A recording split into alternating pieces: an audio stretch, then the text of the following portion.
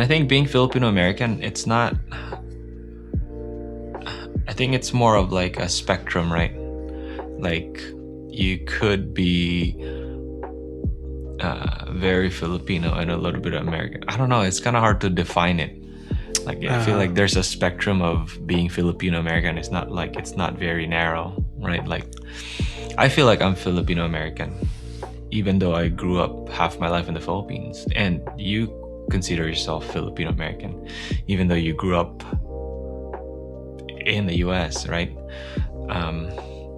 To define being Filipino American, even for me, it's kind of hard for me to define that. Like it's very hard to narrow it down to general characteristics of what it means to be Filipino American. I mean, maybe if you have a mix of Filipino and American culture, you could be Filipino American. But I mean, I've met people who are mostly American culture, but they have Filipino skin, consider themselves Filipino American.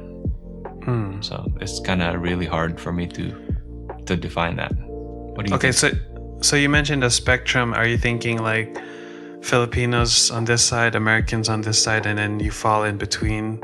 Yeah, somewhere in like between that? there. So if you're in any part in that line, you're Filipino American? Yeah, but I also think that you also have to think of yourself as Filipino American.